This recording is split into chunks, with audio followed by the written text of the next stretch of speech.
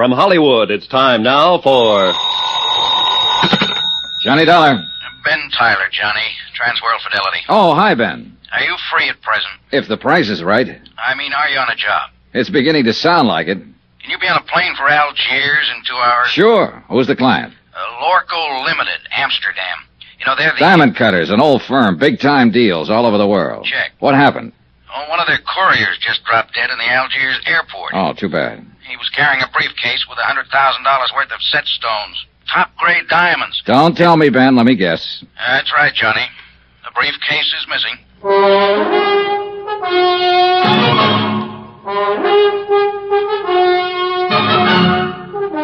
Tonight and every weekday night, Bob Bailey in the transcribed adventures of the man with the action-packed expense account, America's fabulous freelance insurance investigator... Yours truly, Johnny Dollar.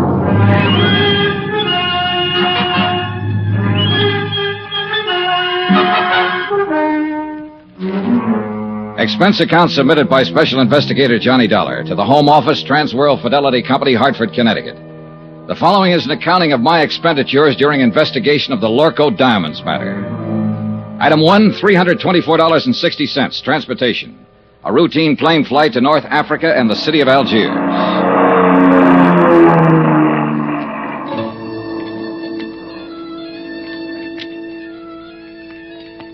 It was an easy trip, and I felt relaxed and comfortable. A feeling that was rudely terminated about 10 seconds after I got off the plane. You are Monsieur Dollar, are you not? Yeah, that's right. I am Inspector Marcus of the Algerian Customs Police. Oh, how are you, Inspector? Oh, quite well, monsieur, and vastly reassured now that you have arrived on the scene of the crime. Oh? You see, I have implicit faith in special investigators. I have encountered them in the past, so I have no doubt, but this little affair will prove most simple to you, monsieur. I see. I feel that in a mere matter of hours, voila, you will produce the guilty culprit like un lapin out of a chapeau. Inspector, I'm beginning to feel a cold wind from the north. That's odd for this time of year, isn't it? A mere passing breeze, monsieur. I shall now assume my official attitude. And that is? Extreme courtesy, complete cooperation, and the devoted service of my meager talents. On orders, you understand, from my superiors in Paris. And now, monsieur, if you will accompany me to my office. Delighted to. After you, Alphonse. My name is Pierre. Oh, sorry. Just a whimsy. Oh, yes, I know. I have heard the joke. Both jokes. Uh-huh. This way, monsieur. A man from the local diamond firm is waiting for us. A special representative, so he informs me. And so, since you yourself are a special investigator, I could perceive a certain advantage in letting him give you the facts, as I believe you say it in the States. Tie our tails together, sit back, and watch the fur fly. Is that it? Well, he is a trifle excitable, but your metaphor, however, escapes me. Oh, I doubt that, Inspector Marcus. In fact, I doubt if much of anything escapes you. You are too kind. Except, of course, $100,000 worth of I diamonds. spoke too hastily. Vanished, disappeared, right under your nose. Well, but there were extenuating circumstances. Oh, I'll bet there were. Tell me something confidentially. Did your superiors in Paris really blow their tops? Monsieur Dollar, if I may borrow one of your more colorful expressions, they said I had probably goofed.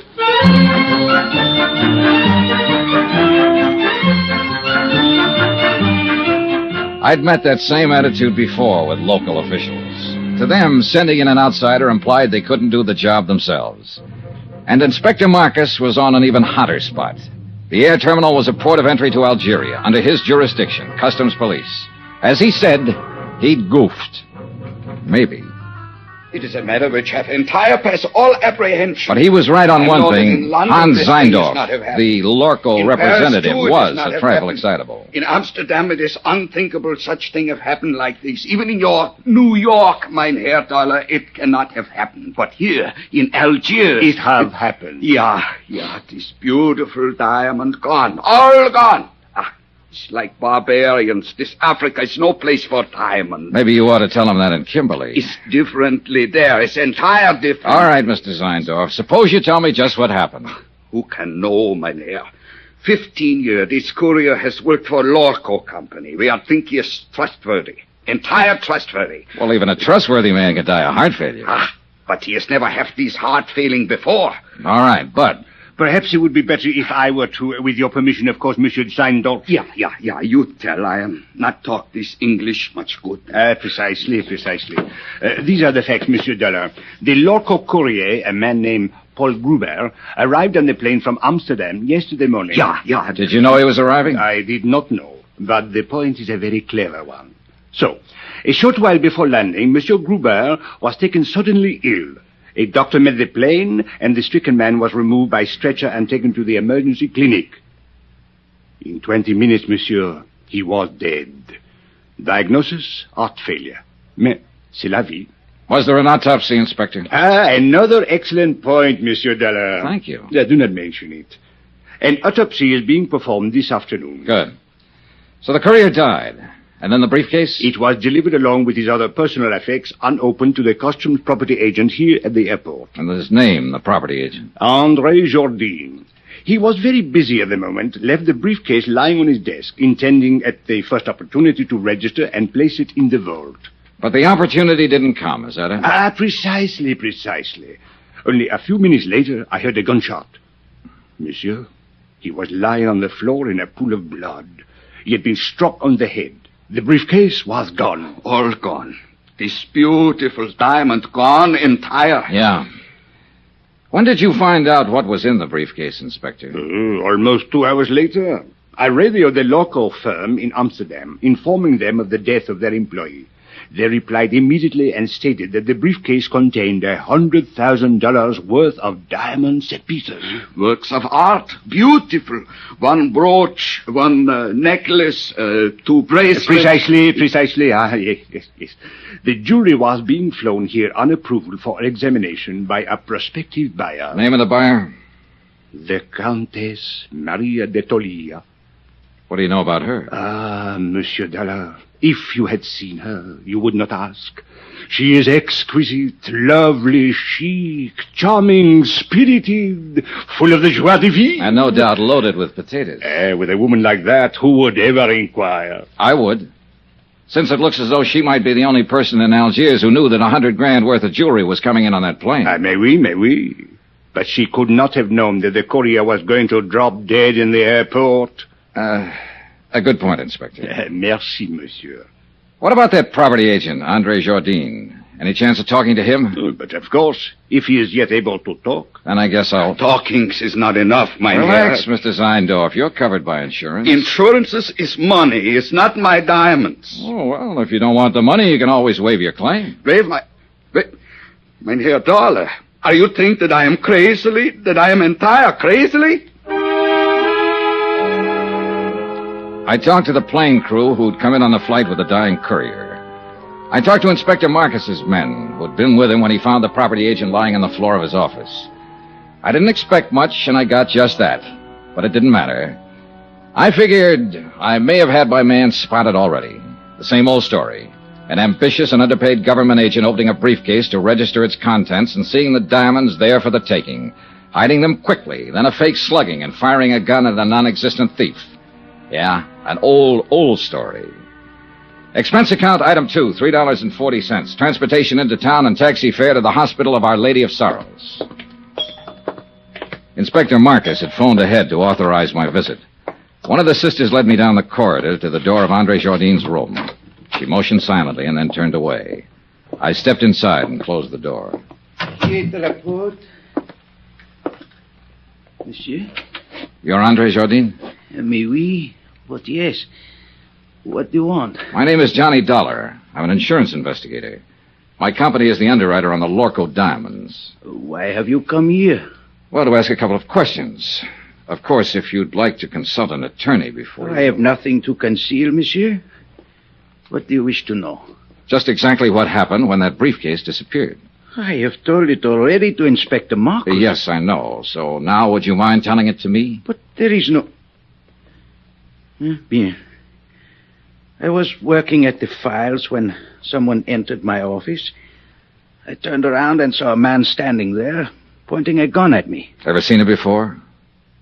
No, monsieur. What did he look like? Well, he was quite tall. Heavyset? No, very thin, tall and thin. European, I believe. All right. What did he do? He ordered me to turn around. stepped up behind me, struck me with the gun.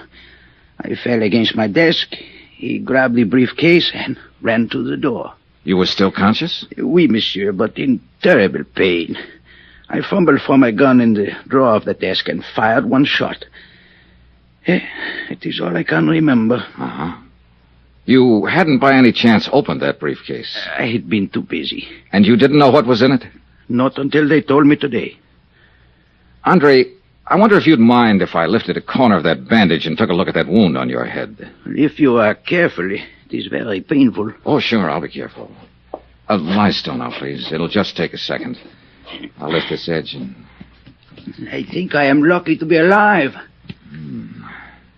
Yeah, very lucky. Okay, thanks. It is nothing. Andre, do you happen to know the Countess d'Atalia? The Countess. Oh, monsieur, she is unquestionably... Yeah, I know. She's lovely, exquisite, charming, chic. Well, thanks for your cooperation, Andre. A pleasure, Monsieur Dollar. Take care of that head. It's the only one you've got. Oh, you Americans are so whimsical. Oh, yeah, we're all crazily, entire crazily.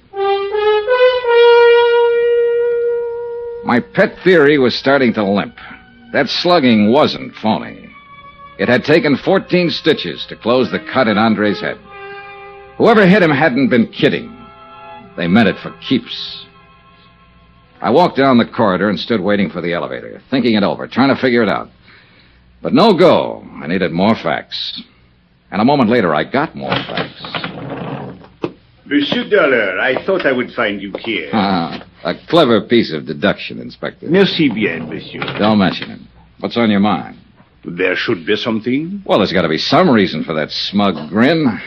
What happened? Did the thief confess? Au contraire. I was on the point of asking what progress you were making on the case. You will be happy to hear none at all. Oh, that is too bad. Inspector. Eh? Extreme courtesy, complete cooperation, the devoted services of your meager talents. Remember? Touché. Touché. Actually, I came to tell you that I now have the report of the autopsy. The courier who died of heart failure. Only, he did not die of heart failure, monsieur. Except, of course, in a very literal sense. Well, what did he die of? Poison.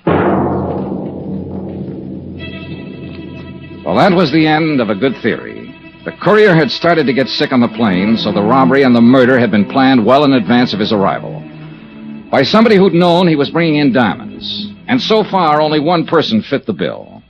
As lovely, charming, and chic a suspect as you could ever hope to meet. The Countess d'Atalia.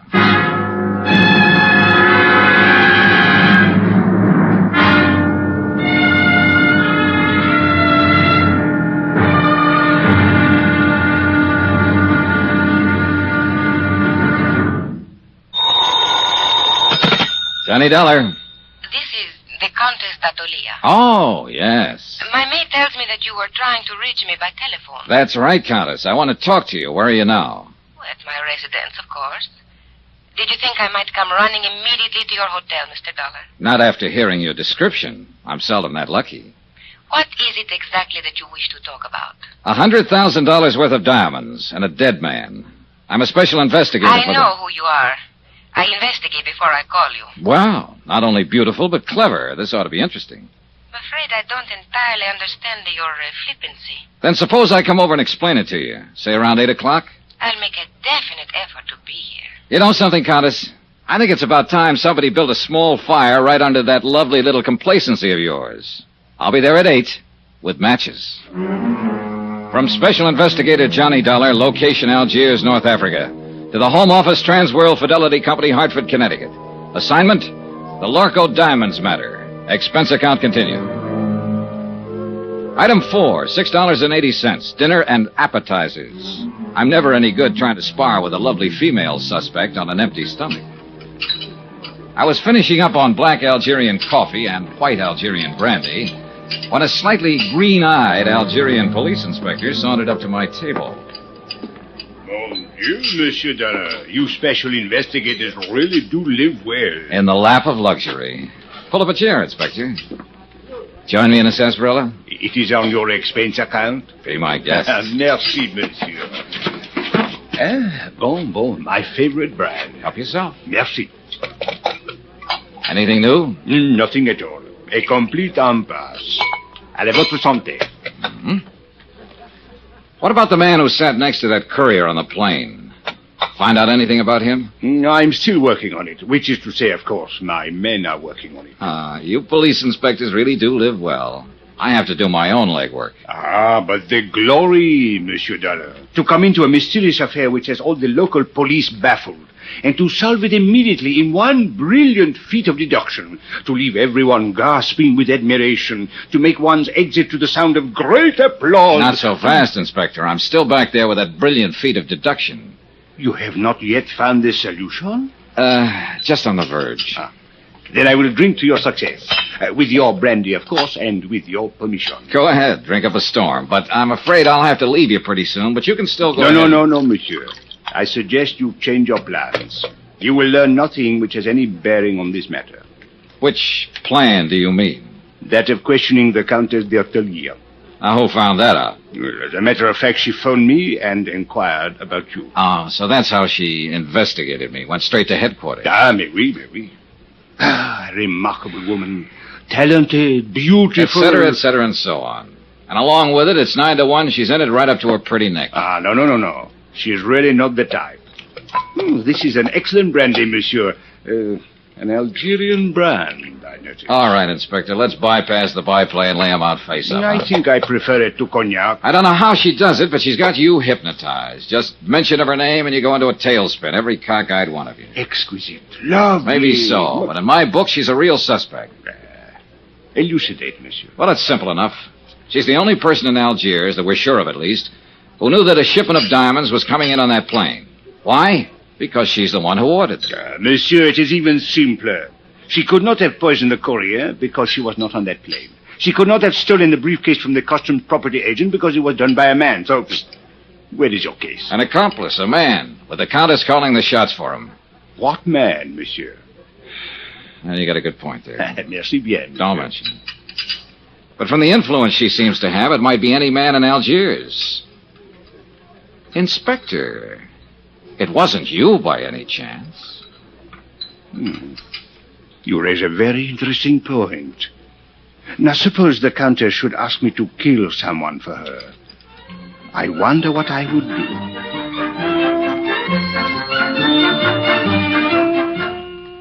A page boy came into the dining room looking for me. I followed him out and took the phone call in the hotel lobby.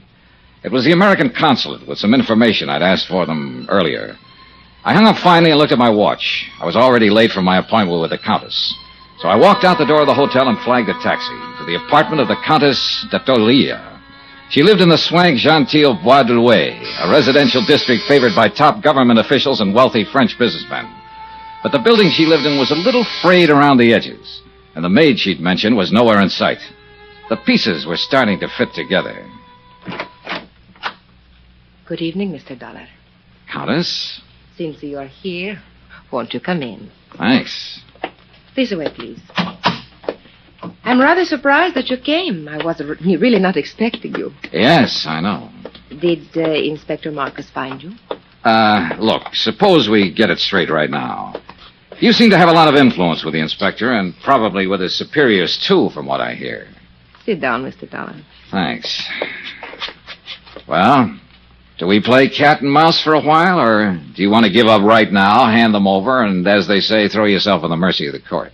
I would like a cigarette. You could always claim that you fell in with evil companions, or that a man led you astray. They're in the box there by your elbow. A tall, thin man, for instance, with his collar turned up and his hat pulled down, carrying a gun when last seen after slugging a customs agent at the Algiers airport. Mr. Dollar, are you opposed to smoking on moral grounds? No, but I'm opposed to murder.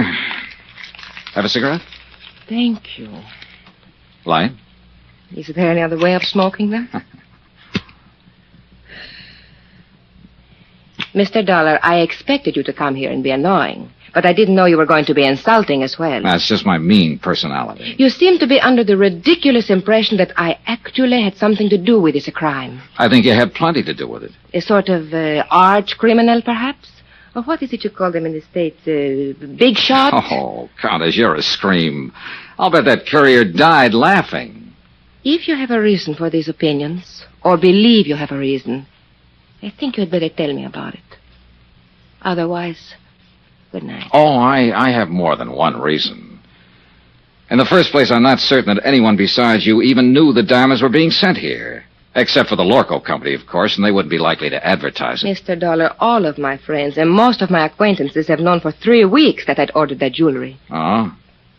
Well, I have a copy here of a letter that was sent to you by registered airmail from the Lorcoe Company in Amsterdam a week ago today. According to post office records, you received it 2 days later. Remember it? Yes, I remember. It states the name, flight number, and time of arrival of that courier who was murdered. I said I remember. And it cautions you specifically not to give that information to anybody.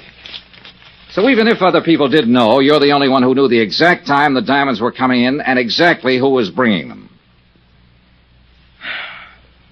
All right.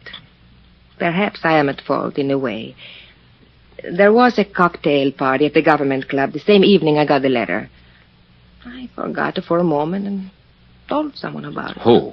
Just a girl I happened to be talking What's to. her name? It doesn't matter. She was just stopping over on a world cruise. Anybody else hear you? I don't know. The place was packed. Government men, business people, Army, Navy officers. Anyone might have heard. Ah. Was Inspector Marcus at the party by any chance? Yes, I spoke with him during the evening. Mr. Dollar, I'll admit I was wrong, but there is hardly grounds for... All right, let's get to point 3.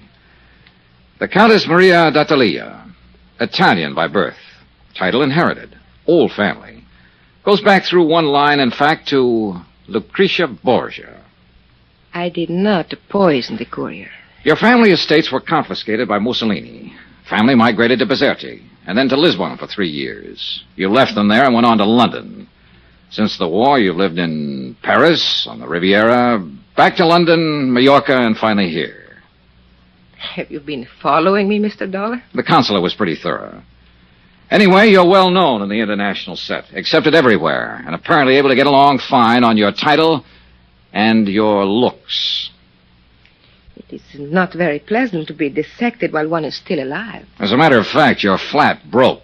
You've been living on credit for the last 4 months. I think you have gone about far enough. And yet 3 weeks ago, you ordered $100,000 worth of jewelry sent to you on approval.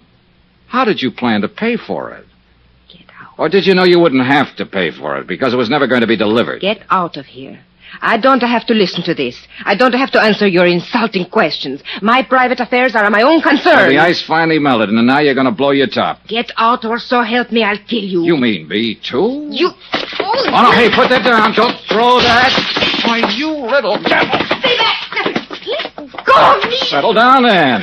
And stop throwing things. I will do as I please. It is my house. So sorry. Oh, good Lord. A woman who can even cry beautifully. Leave me alone. Oh, you're unbelievable, baby. The boys were right. You're everything they said you were. Oh, it's too bad. Go away. All right. But before I do... What are you going... No, don't.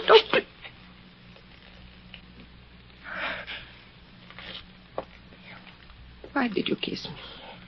Oh, it beats me. Just call it a sudden impulse. Then you have changed your mind? You don't really think I'm guilty? Oh, honey, I still think you're in this up to your ears. And I'll still bring you to trial if I can. And I still want to kiss you. You figure it out. Why figure, Johnny? I liked it, too. Oh, you ought to be locked up. If for no other reason, just to protect the guys who... What is it, Johnny? What are you going... That cigarette in the ashtray. Put it out fast. Get the windows open, all of them. Where's your kitchen? Back through the hall. Johnny, what are you going to do? Stay alive, if I can. It was gas fumes, one of the bottled gases they use for cooking in the higher-priced apartment districts. The concentration had been building up and finally seeped into the drawing room. If we'd lit another match, we'd have been blown to bits. The kitchen was dark, but I didn't dare snap a light switch. One spark would do it. So I held my breath and followed the sound and finally found the range. Every burner valve was wide open. I could vaguely make out a glass-hanging door opening onto a terrace. I grabbed a breath of air, and moved toward another door that looked as though it might open into a hall.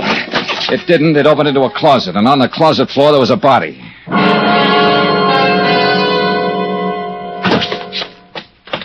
What happened, Johnny? Why did you go... Johnny, who's that? He's a man from the Lorcoe Company. Name is Zeindorf. Heindorf? But where did you find him? Out there on the floor of a closet. Why? What was he doing here? You tell me. I don't understand it. He has no business here. What is wrong with him, Johnny? Well, right at the moment, he seems to be a little bit dead.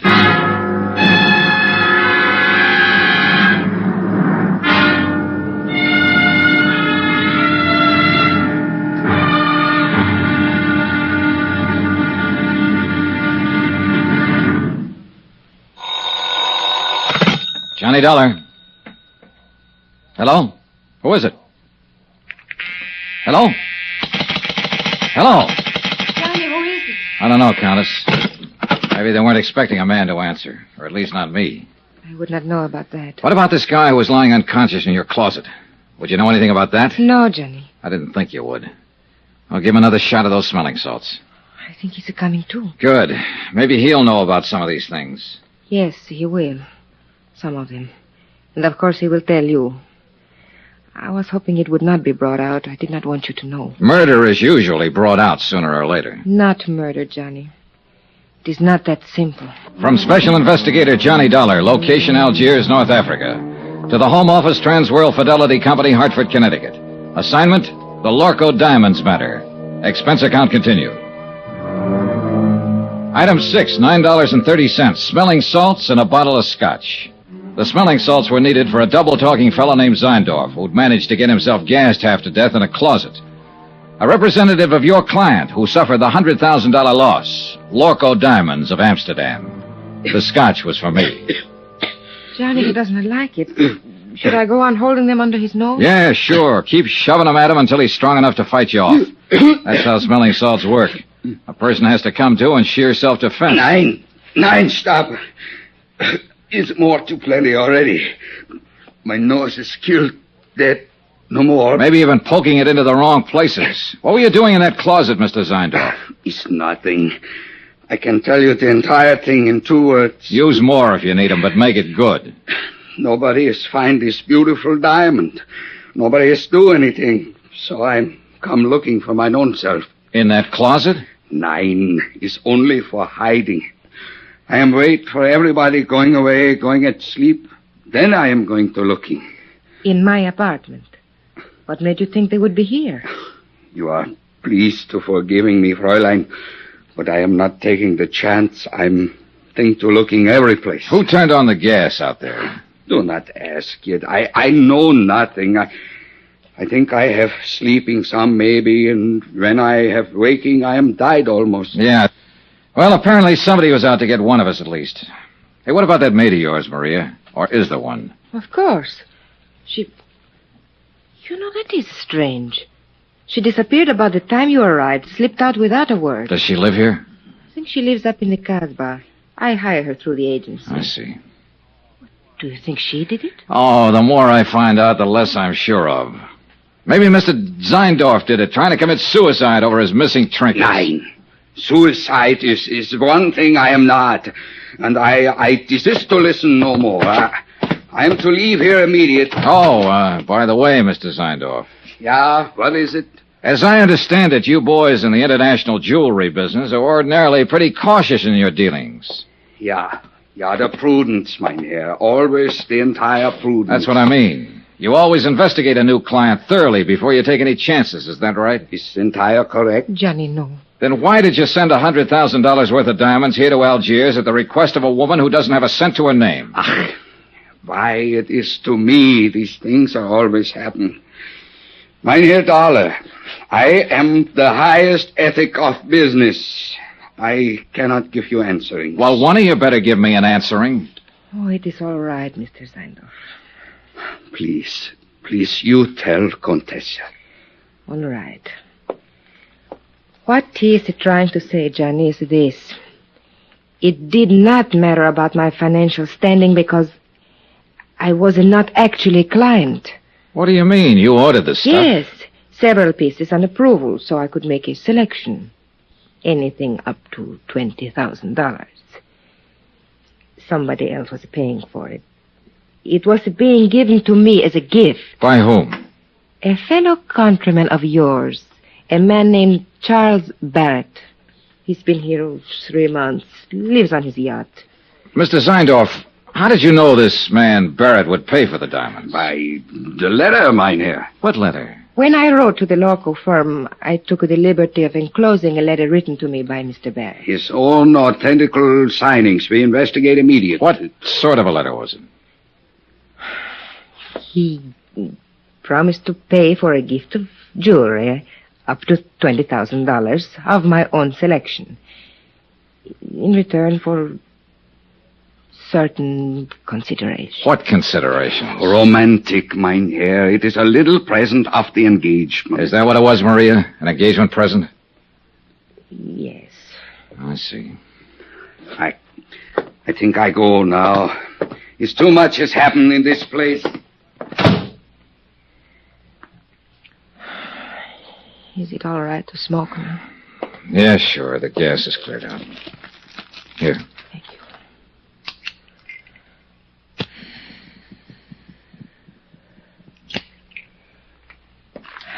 I wish you hadn't kissed me, Johnny.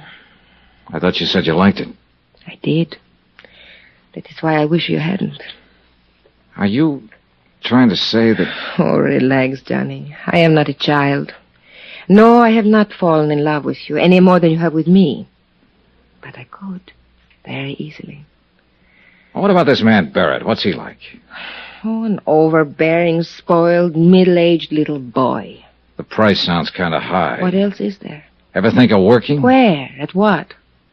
In Italy, yes. But you know what's open there for an impoverished countess. Yeah, I know.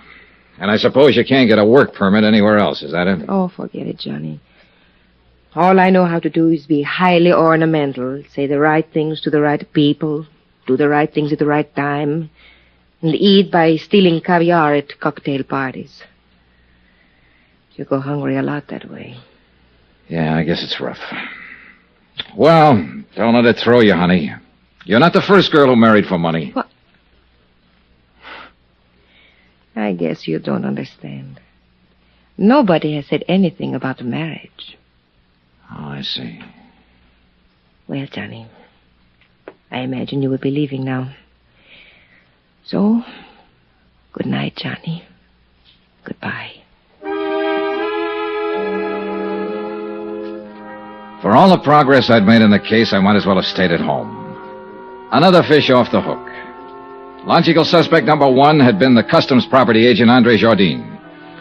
But the blow on the head that sent him to the hospital hadn't been faked. And that, plus the fact the diamond courier had shown symptoms of poisoning before the plane even landed, seemed to leave Andre in the clear. And now number 2, Maria Countess d'Atalia, was apparently able to supply another answer every time she needed one. And her answers were backed up by Hans Zeindorf, Lorcoe's own representative. We were shortcutting through the harbor district when I began to realize that the same car had been behind us ever since we'd left Maria's. It was a low-slung English job, expensive and easy to recognize. Driver. Oui, monsieur? Hit the gas a little harder. See if you can shake that car behind us. Mais oui. The other car picked up speed to match ours and still held the same distance. Hey, try a couple of fast corners. I want to make sure. Yeah?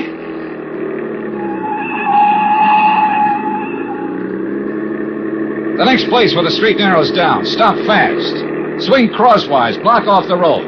I want to stop that guy and have a talk with him. Hey, you understand what I mean? Mais oui, monsieur. It's just like in the movies. Yeah, well, something like that. Hey, there's a place coming up. Let's have a go at it. You do not worry. I will do it good. Yeah, I only hope we've seen the same movies. Now, monsieur. I was out of the cab fast and running back down the street. The other driver had jammed on his brakes and finally skidded to a stop against the curb. I reached for the handle, jerked the door open, and the man inside came out swinging. A big man, little on the beefy side, but plenty tough. I didn't know him, never seen him before. He fought silently and fought hard, but he was a sucker for a left. I knelt down on the pavement and started to go through his pockets. I hadn't even noticed the other car pull up. Nom to exchange, Monsieur Dollar. Huh? Do you merely plan to rob him, or do you also intend to cook him and eat him? Oh, you really get around, Inspector. A policeman must socialize, monsieur. It broadens the outlook. Come, we walk. My chauffeur will take care of reviving your victim. Do you happen to know the victim? Mais oui. He's Monsieur Charles K. Barrett of Chicago. Maria's ex-boyfriend. Something of the sort, I believe. How did you happen to get here so conveniently? Oh, I was following you. Farther back, of course. Then why didn't you pitch in when the fight started? And spoil such a remarkable display of fisticuffs? Okay. It is true the footwork was mediocre, but the verve, the enthusiasm, the violence, superb, monsieur. I can't quite figure you, Inspector. Well, sometime we must talk about it. Monsieur, you will be most happy to know that we have identified the person who occupied the plane seat next to the Diamond Courier. Oh? They shared a bottle of wine during the flight. Undoubtedly, that is how the poison was administered. And who is the person? A man named Bobo. Bobo? Oui, he is well known in the Casbah. He is a thief, smuggler, dope peddler, and it is said he can be hired as a killer. Have you picked him up yet? Well, I have not tried to. Why not? Why not? Monsieur, in the Casbah, at the sight of a uniform, everyone vanishes, zzt, like rabbits in their holes. The Casbah, huh? Another thing. The property agent who was struck on the head, Andre Jourdain, he has disappeared from the hospital. Disappeared? How? His window was open, the room was upset. It was very odd. Yeah. Well, look, Inspector, I think I'll get on back to the hotel and get some sleep. No, as you wish. Yeah, I'll talk to you tomorrow. Maybe. Oh, there is one more thing, Monsieur Dollar. Huh? I think perhaps I should warn you of something, in the event you should call again on the Comtesse. Warn me of what? Well, 2 days ago, I installed a dictaphone in her apartment. You what? I must admit I found your conversation this evening most entertaining. Inspector, you are a rat. Oh, please do not concern yourself in the least. I am the soul of discretion. Maybe. Monsieur, I am a Frenchman.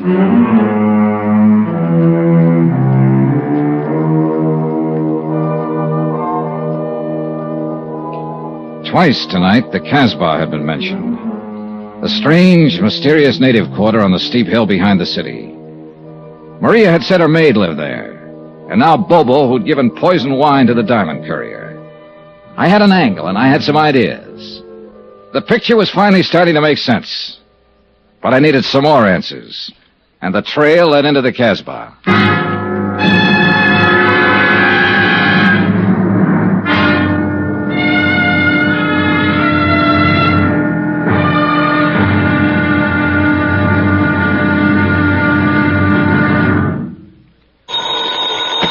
Johnny Dollar.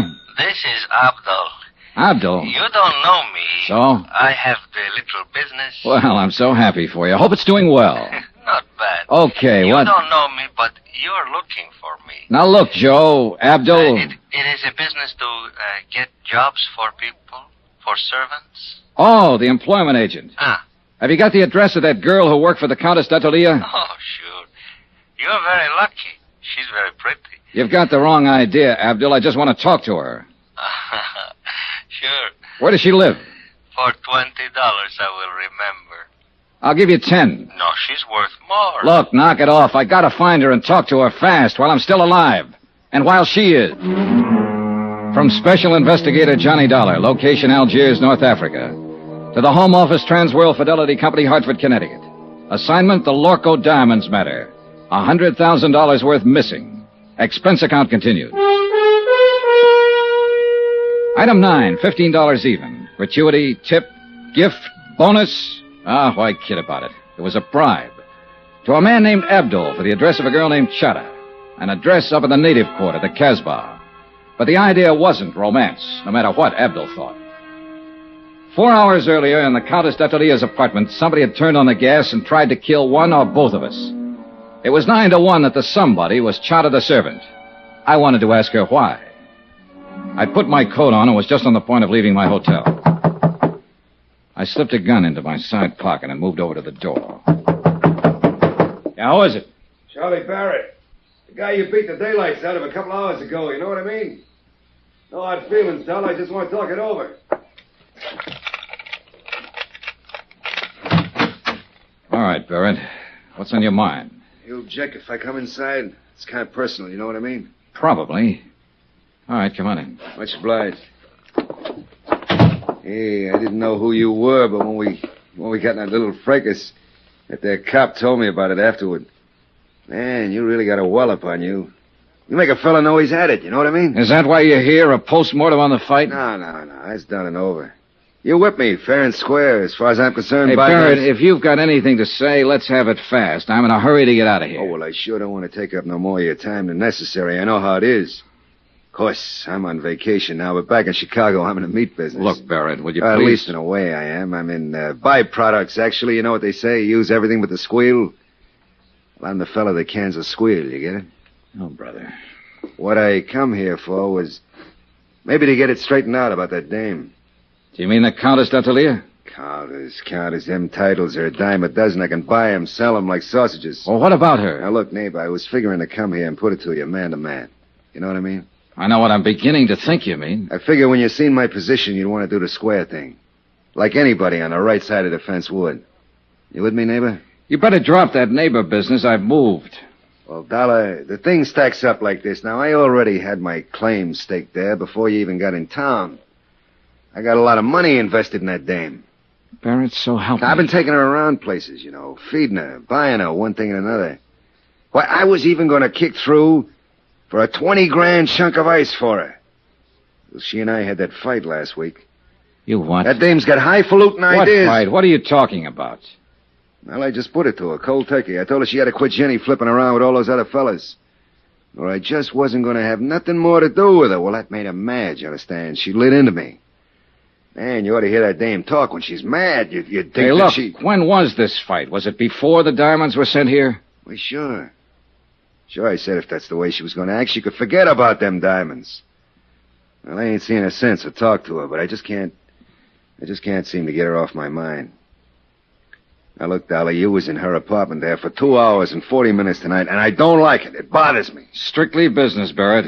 And I gotta get going. Now, wait a minute, Dollar. Just wait a minute. We still got something to settle here. Like I told you, I got money. Barrett, get out. Hey, you better hold your horses. I don't know if you know the name C.K. Barrett, if that means anything to you. But I got influence back there in them United States. So it's the hard way, huh? Look, you just work for that company of yours. You're nothing but an employee. And if you think you can talk to me like you can to some of these foreigners, then here, now. Still a sucker for a left. Hello, room service. This is Johnny Dollar. Some drunk just wandered in here and passed out. Would you send up a couple of boys to drag it out in the hall?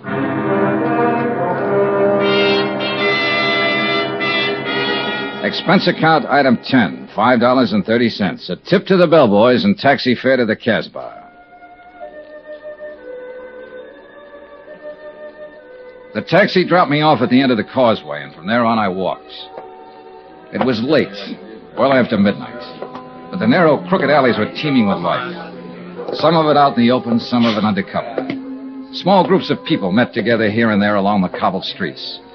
Men of 24 tongues and dialects. And women, too, slipped silently in and out of the dark doorways, crouched over tables in the dim-lit cafes and coffee houses. Groups usually fell silent when I passed and stared with hostile curiosity.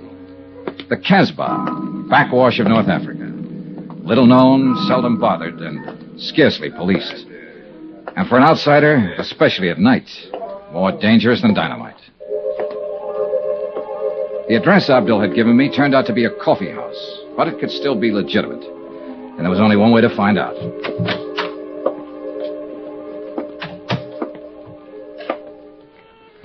What do you want? I want to see Chata.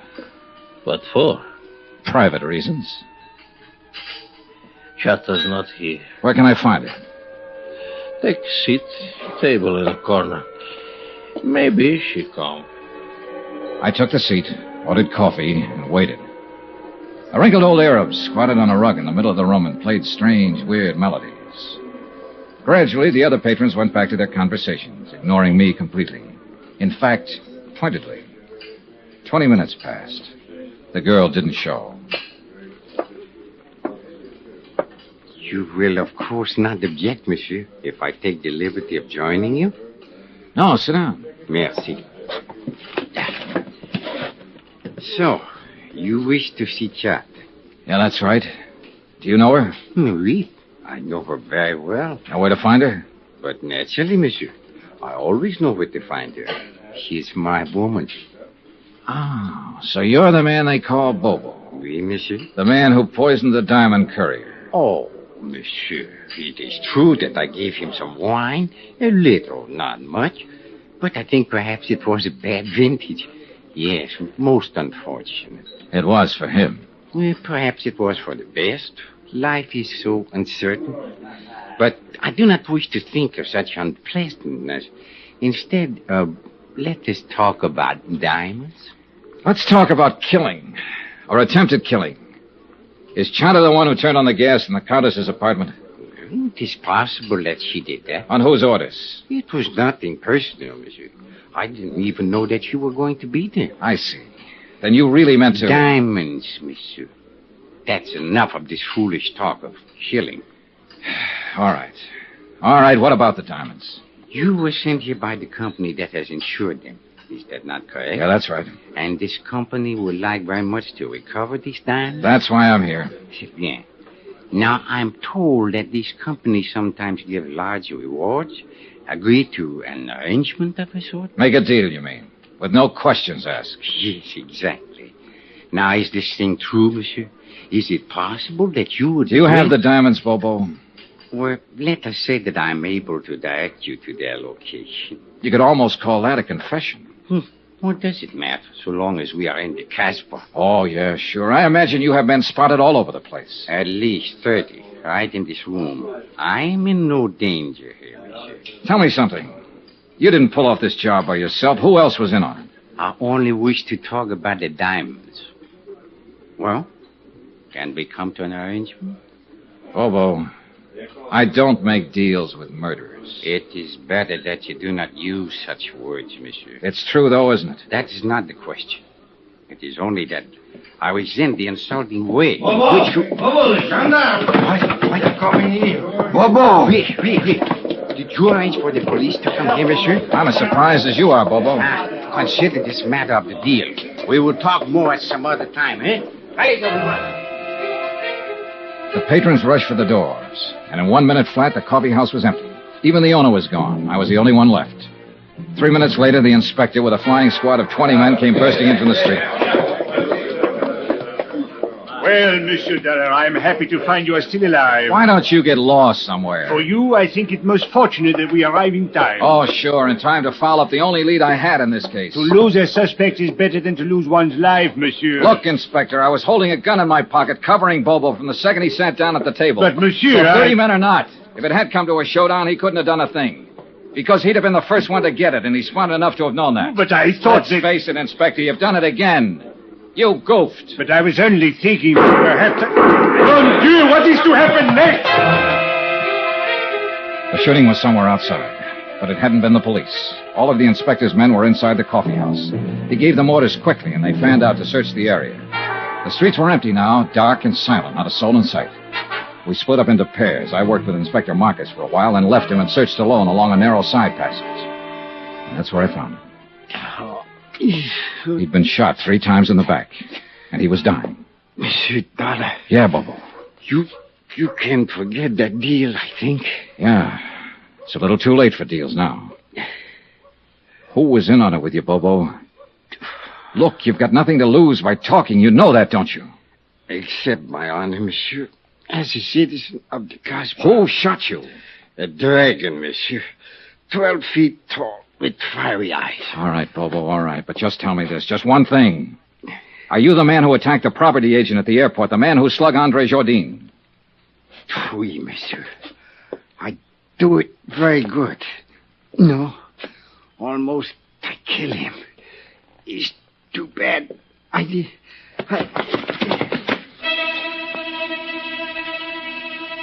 A minute or two later, Inspector Marcus came up, and we stood there looking down at the dead man lying on the stones of the alley.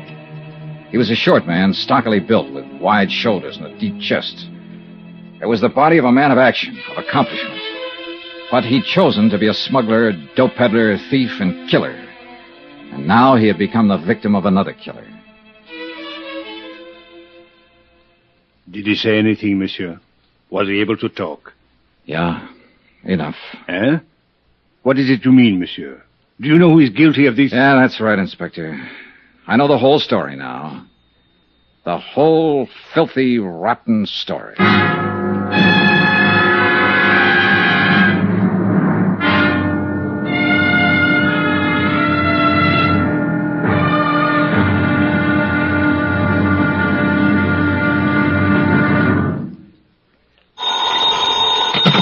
Johnny Dollar. Johnny, this is Maria. Maria.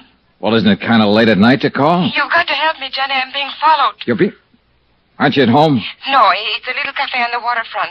I came in here to phone. Why the devil did you have to go out? Everything was set up. If you'd stayed home, you'd have been safe. What are you trying to do, get yourself killed? Johnny, this is no time. Where are you? What's the name of the place? In the Marrakesh, number 41 Rue de la Mer. I'm afraid to go outside. No, whatever you do, don't go outside. Stay right where you are until I get there. But Johnny... Take your choice, Maria. It's either that or wind up on a marble slab. What do you mean? You know what I mean. You know better than anybody. Now stay there. From Special Investigator Johnny Dollar, location Algiers, North Africa, to the Home Office Transworld Fidelity Company, Hartford, Connecticut.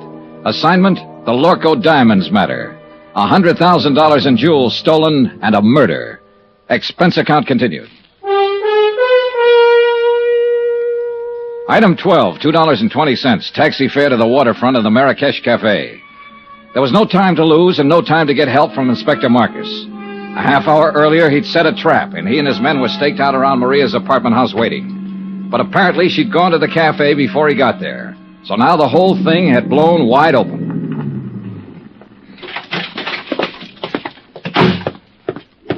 The Rue de la Mer was a dead-end street close to the water, deserted at this hour of night. A couple of dim street lights and a light over the door of the Marrakesh Cafe. Everything else was in darkness. There was no movement, no sign of life. Over here, Johnny. Oh, thank heaven you got here. No trouble so far, huh? No. Except with that sailor over there. He finally passed out. Well, you're probably used to that kind of trouble. Cigarette? Yes, thank you. Now, what were you doing down here at this time of night? I was visiting a friend. Is that the friend's car parked out at the curb? Yes. Charlie Barrett, huh? The meat packer from Chicago who was going to give you the Lorcoe diamonds. Well, I figured he'd got over his mad spell. How did you know about it? He told me, just before I knocked him out for the second time tonight. He said you two had a fight over a week ago, and that he told you he wasn't buying any diamonds after all. Well, it was just... For a while, I thought I had you tagged again. I wondered why you hadn't canceled the order when you'd been told he wasn't going to pay for the stuff. Johnny, it was just a talk. I knew he would come around. Yeah, well, that's about the way I figured it. Another explanation. So I let you off the hook again. Why, Johnny? Why have you been trying so hard? Trying what? To find some way of involving me in this. Well, the facts just seemed to turn up. I wasn't trying to find them. It made a big difference, didn't it? Learning about Mr. Barrett. Learning what about him? That I was accepting a $20,000 gift from him. Why should it? Your life's your own. It did, though. Before that, you were... Well, seemed to be interested. Sure. You're a very beautiful woman. And that's all it was? What more did you want? All right, Johnny. Forget it. I don't blame you. Hey, tell me something. What about Barrett? Now that you've kissed and made up, is the engagement back on again? I haven't decided yet, Johnny. Well, come on, let's get out of here. I'll take you home. Do you think it's safe? There was no sign of anybody around when I came in. Whoever it was probably got scared off. Oh, I was scared to death. When I saw the lights of the cafe, I jammed on the brakes and ran for the door. There, the car was right behind me. Get a look at the driver? No. How'd you get hold of Barrett's car? Borrow it? He gave it to me. Not a bad night's work. It's a good car. Get in. You really play rough, don't you, Johnny? Sometimes. It depends on the... Get down, quick, back of the car. It came from across the street. It's pitch black over there. What are you going to do? Look, Maria, you're safe as long as you're back at the car here. But what about you? I can't get a shot from here. I'm pinned down. I'm going to make a run for that stone curb. Try to draw a shot and see where the flash comes Be from. careful, Johnny. Oh, don't worry, kid. I'm the carefulest guy you ever saw. All right, now sit tight. Here goes. Are you all right, Johnny? Yeah, I think I got him spotted. Let's see just how close I can... There's somebody running away. Yeah, so do I. Now, where the devil? Why don't they get some streetlights down there? That car that's starting up. Yeah, I see it. They're getting away. One lucky shot might... Give me your keys. Wait here. I'm going after No, them. no, I'm going with you. Then pile in. Hurry up. Let's go. A few blocks away, I picked up the taillights of the other car and poured on the gas to keep hanging on. We roared through the empty streets along the waterfront, then swung into the coast road and headed out of the city. The model I was driving had been built for road racing, and barring accidents, I didn't figure the car ahead had much chance of shaking me. It was a narrow, winding road following the rocky edge of the headlands, and the curves were sharp and dangerous, especially at the speed we were traveling. Finally, it happened. The car ahead roared up a steep grade and missed the curve at the top. It rolled over and over, the headlights cutting crazy patterns in the blackness as it plunged down towards the beach. I finally braked to a stop about 30 yards from the wreck, jumped out and started toward it, and just then... the gas tank caught and burst, and the car exploded into a tower of flames. I caught a glimpse of the driver, pinned in the wreck. Then the fire took over and covered him. And I knew one thing was certain. He'd had it.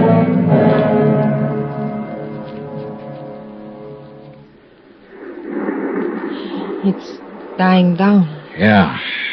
The gasoline is all burned down. Oh, what a terrible way to die.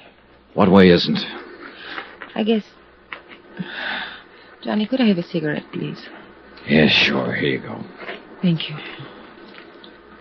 Yeah, light up, Maria, while you watch him burn. What a horrible thing to say. It's quite a relief, though, isn't it, knowing you're safe now?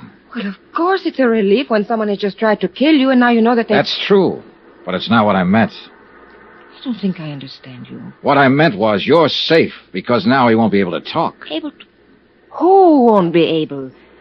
Do you mean you know who's in that car? Of course, and so do you. It's the customs property agent, Andre Jardine. Andre? Sure. Who else would have any reason to kill you, since he was the only one left after... Oh, I guess you haven't heard about it yet. Bobo's dead, too. What? Who is Bobo? Your other partner. Andre shot him in the back earlier tonight up in the Casbah. So you're doubly safe now, Maria. They're both dead. And for everything else, you've got an explanation.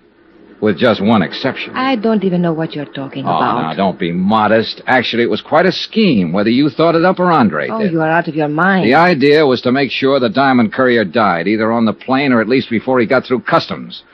That way, the courier's briefcase would be sent to Andre's office. Then Bobo was to help Andre fake the stick-up. But Bobo turned out to be a tough cookie. This may be true, Instead but of sticking to plan, he decided to go for broke. When he slugged Andre, he tried to make it stick, but Andre managed to reach his gun, so he ended up in the hospital instead of the morgue. What has all this got to do with me? Then Andre got the idea of a double-cross. He left the hospital, went into the Casbah to look for Bobo. He found him, and he killed him. I still don't see His what... next step was a natural, to knock you off and keep the whole take for himself.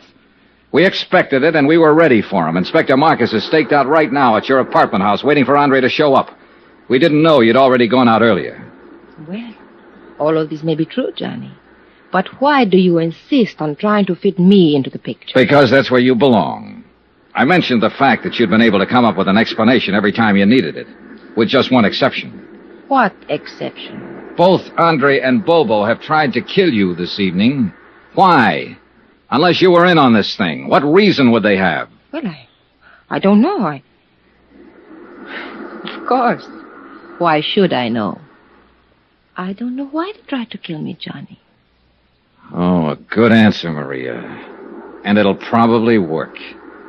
Yeah, you figured that one out fast. I don't know what you No, mean. caution. Well, Who has the diamonds? I will before morning. Johnny, why couldn't you... Knock it off, kid. You got the wrong guy. It won't work with me. It could. Sure, I know. You're beautiful, charming, lovely. And you're rotten. Rotten right to the core. What are you doing, Johnny? Going back to town. Well, wait for me. Goodbye, Maria. Johnny, wait! Johnny!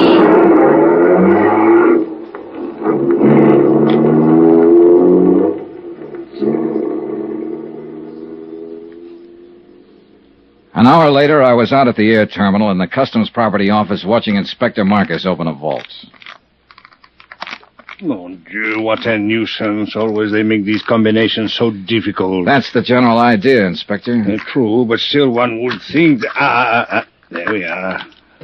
And now, if you are correct, Monsieur Dollar, we shall soon have our hands... There, that briefcase in the corner. Oui. It is the one. Good. Let's have a look at it. It will be necessary to force the lock. Here, pry it open with this. Looks like an easy one. It is merely a matter of... Voila. Beautiful, no? Yeah. Too beautiful. Tell me something, Monsieur Dollar. What made you know that Andre Jourdain was guilty? Something Bobo said, just before he died. Hmm? Yeah. He confessed he was the man who had slugged Andre. But Andre had described his assailant as tall and thin. Bobo was short with a stocky build. Andre had lied. And all this time, the diamonds were right here in this vault to which Andre, as property agent, had access. Can you think of a safer place? Hey, Inspector, what about Maria Dattoria? Well, I am inclined to agree with you, Monsieur Dollar, but, well... Yeah, I know. Nothing but suspicion. Yeah, precisely. If I were to file charges and bring her to trial on such evidence as this, well, she would cry a little, perhaps, and look very beautiful. And, monsieur, the court would hang me, not her. Yeah, you're right. You could never make it stick. C'est la vie.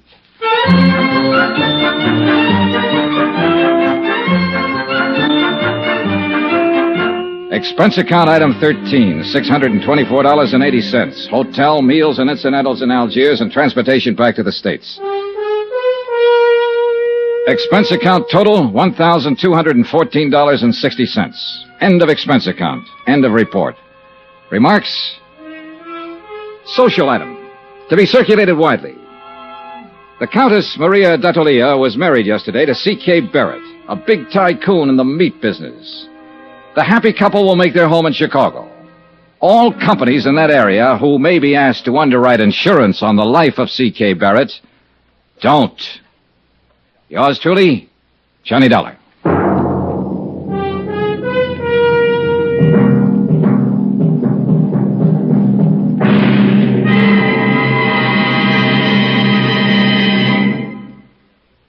Remember, there'll be a new exciting story on Johnny Dollar beginning next Monday. Next week, the Broderick matter, an exciting chase after a charming, beautiful girl. After all, who wouldn't? Join us, won't you? Yours truly, Johnny Dollar.